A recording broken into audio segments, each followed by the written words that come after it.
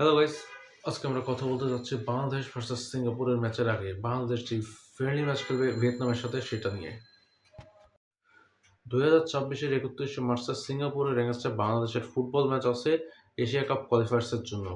অবশ্যই এশিয়া কাপের কোয়ালিফায়ার্সের রাউন্ডে বাংলাদেশ অলরেডি বাদ পড়ে গেছে, কিন্তু তাও ম্যাচটি ইম্পর্টেন্ট এবং তার প্রস্তুতির জন্যই আমরা ভিয়েতনামের সাথে ম্যাচ খেলব।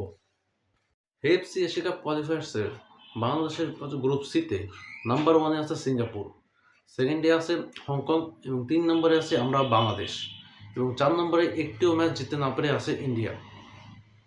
ভিয়েতনামেরও ম্যাচ আছে মানুষের এগেইনস্টে, যার জন্য প্রস্তুতি ম্যাচ হিসেবে তারা আমাদের সাথে খেলতেছে।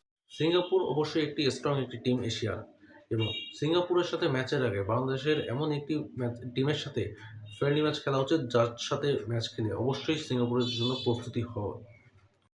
সিঙ্গাপুর অবশ্যই অনেক স্ট্রং একটি টিম, এবং সিঙ্গাপুরের মতো স্ট্রং টিমের সাথে খেলার আগে বাংলাদেশ যে ফ্রেন্ডলি ম্যাচটি খেলবে সেই টিমটা অবশ্যই স্ট্রং হতে হবে, এবং তার জন্য বাফুকে বাংলাদেশ ফুটবল ফেডারেশনকে অবশ্যই প্রশংসা করতে হয় যে তারা ভিয়েতনামের মতো একটা স্ট্রং টিমের সাথে বাংলাদেশের ম্যাচ ফিক্স করতে সক্ষম হয়েছে।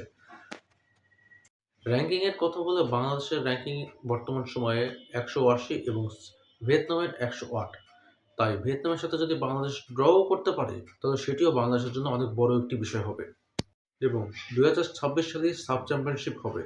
সো এই ম্যাচ দুটোই সাব চ্যাম্পিয়নশিপের প্রস্তুতি বললে কোনো ভুল হবে না। লাস্ট ম্যাচে বাংলাদেশ হংকংয়ের সাথে অ্যাওয়ে ম্যাচে ড্র করছে। সিঙ্গাপুরের এগেইনস্টে বাংলাদেশের জন্য জেতা প্রচুর কঠিন, কিন্তু অসম্ভব হবে না। সো আমরা অবশ্যই আশা করব ভিয়েতনাম ও সিঙ্গাপুর দুটি টিমের সাথেই বাংলাদেশ যেন ভালো খেলুক এবং ভালো একটি রেজাল্ট নিয়ে আসতে পারো। সো আজকের ভিডিওটা এই পর্যন্তই। আশা করি ভিডিওটা ভালো লাগছে। ভালো লাগলে অবশ্যই একটি লাইক করে দেবেন এবং চ্যানেলটিকে সাবস্ক্রাইব করে দেবেন। Thank you so much for watching.